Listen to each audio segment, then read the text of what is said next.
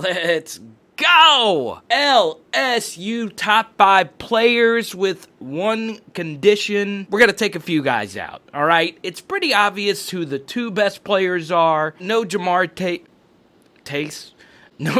Chase or Derek Stingley Jr. I also took out the other 2 LSU Tigers that I've seen in first-round mocks, Jacoby Stevens and Tyler Shelvin. Also in today's video, no Myles Brennan because it's pretty obvious quarterback. If LSU's going to be good, they would need Myles Brennan to be great. So I'm going to take quarterback out of the equation. Starting off with player number 5, Austin Deculus. Now, it's kind of hard to single out just one offensive lineman. In a pass-based attack, it is so important for the entire line to be good. Deculus is the only returning starter. He's going to have to lead this group to hopefully be able to protect Myles Brennan the same way they were able to protect Joe Burrow last year. And if you want a deeper discussion on the LSU offensive line, film study and all that, check out our links below. Player number 4 is Elias Ricks. Yes, this was going to be Kerry Vincent Jr. He chooses to opt out. Next guy up. I like Cordell Flott, but I think Ricks is going to be better in year 1. We know Stingley's going to be on the other side. I prefer Flott to play the slot. That just sounds really cool. Anyway, Flott at the slot is a good spot for him. He's a little bit more versatile and seasoned. So, Elias Ricks, I think he is going to be fantastic in year 1. And I think he will be the most productive true freshman this year. And then obviously, you have some other guys like Arik Gilbert, Marcus Dummerville, Cole Taylor has already been turning some heads. And, you know, if Myles Brennan were to get hurt, it would have to be TJ Finley or Max Johnson to step into that spot. So, out of all the true freshmen, I do believe Ricks will be the one that plays more snaps than anyone else. At number 3, I couldn't separate the 2, Clark and Cox. Sounds like a law firm, but yeah, they're going to have to be the LSU linebackers that leads this defense. You know, you look at Damon Clark. He did play some snaps last year, so you do feel pretty comfortable with him. He's a very strong player. And then Jabril Cox, who accomplished everything you could accomplish at North Dakota State. It's going to have to be a very productive year from him because obviously you had the transfer this offseason of Marcel Brooks. Then, of course, you have that other linebacker spot. Is it going to be Micah Baskerville? I don't know. But with the way that LSU's defense looked last year, it was led by Patrick Queen and Jacob Phillips with little depth behind them. This year, it's probably going to have to be the same way with Clark and Cox, the law firm. Really quickly, we want to shout out a few subscribers before we get to these final 2 players. Oh, yes, thank you, Fred. I love your comments every single video. And Matty Dukes, man, every video. This dude is typing at least a paragraph on what he thinks, and man, I can't appreciate it enough. I read all your comments, and I try to respond to each and every one of them. So, you guys, make sure you get in that comment section. Give me a Go Tigers, and let me know where you're watching from. We're creeping up on 250 subscribers. And check this out. When we get to 400 subs, we'll start doing live shows on YouTube. So, make sure you tell people about it. Post the link to our videos in message boards or wherever and let people know about Power Hour LSU. Rounding it out here at number 2, it's pretty clear Terrace Marshall should be in that spot. Now, Racey McMath could end up being LSU's most productive receiver because so much attention is going to be on Jamar Chase and Marshall. Even with all the talent that surrounded Marshall last year, he made some huge catches. Against Clemson, he was fantastic. Also scored a touchdown against Alabama and Auburn. How many people remember that huge pass interference call that he drew against Clemson right before the half?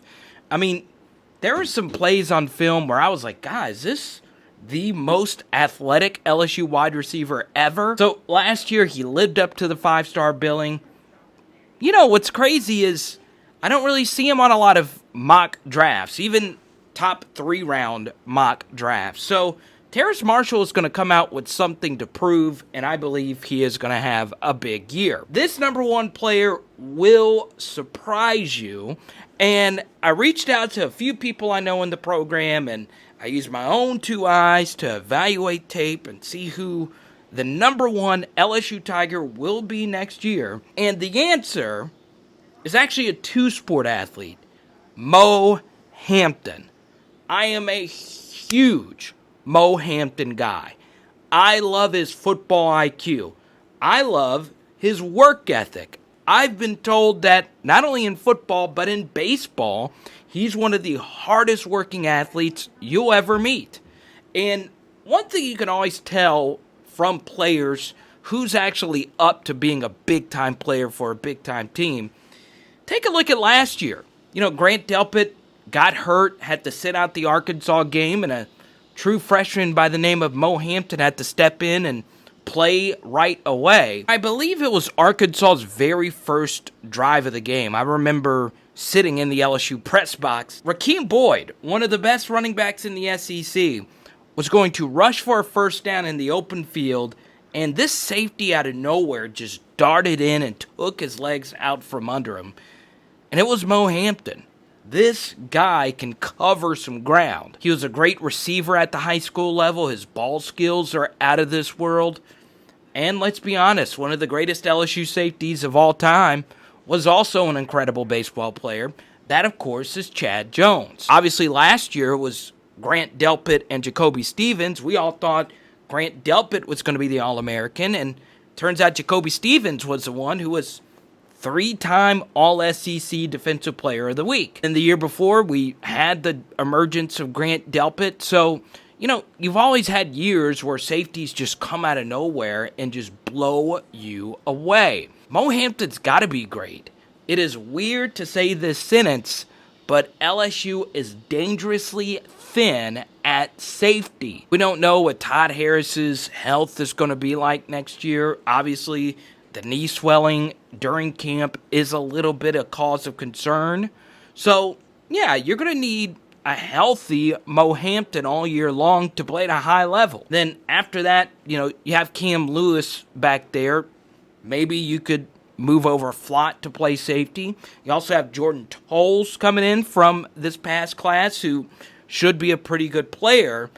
But you know, you have to feel comfortable with Mo Hampton stepping in and playing that safety role next to Jacoby Stevens. And it would be an added bonus if Mo Hampton, who, by the way, is an outfielder, actually can play the center field role. So last year, LSU decided to switch things up. They let Jacoby Stevens play the role that Grant Delpit played as a sophomore, and you saw what Jacoby Stevens did in that role. But Grant Delpit did have a decline, even though he did win the Thorpe Award. Going into this next year, you're going to want to hope that Jacoby Stevens can stay in that box safety role. And judging Maurice Hampton's baseball background, I think he can play that free safety role at an extremely high level. So, the next big star of DBU will be number 14 for LSU. And the last DB that wore number 14, he wasn't that bad, was he? Thank you guys so much. Let me know what you think. Am I overrating Mo Hampton as the best LSU player? Obviously, we excluded the first-round prospects and Myles Brennan from this list, but I really am high on Mo Hampton. I do think he's going to be that great for LSU. And then, even then, there was a lot of omissions from this list. Maybe Dare Rosenthal ends up being the best LSU offensive lineman, or the transfer, Liam Shanahan. Then, who can forget Racey McMath? I'm telling you, I've heard so many big things from number 17. He's thrown a lot with Myles Brennan over these past few years. In fact, they connected on some touchdowns last year, so yeah, Racey McMath could end up being the number 1 player on this list. And then obviously the 3-headed monster at running back. The reason why I didn't put any of the running backs on there is because I don't know who that running back's going to be. The race is so tight. And then on defense, Wow. We took Tyler Shelvin out of this list because he does have a first-round draft grade, but, I am very concerned about defensive end. You lost Chase on last year to the NFL draft, and in this defense, you got to have great end play, especially in passing situations. So, can LSU get pass rush with their ends? Especially considering Justin Thomas leaving the program, Neil Farrell deciding to sit out the year. So, yeah, a lot of questions on that defensive line. So, yeah, let's talk about it in the comment sections. Who are your top 5 LSU Tigers going into next year, excluding, obviously, the first-round Tigers? You guys, thank you so much. We got a really fun video coming up. We're going to be combining what I've been doing over at Sports Gyms with LSU football. You're going to absolutely want to consume that content. And if you want to subscribe, go on ahead, check us out, Sports Gyms on YouTube. Let's have a discussion in the comment section below. It's Power Hour LSU. Boom, boom, pow, pow, pow.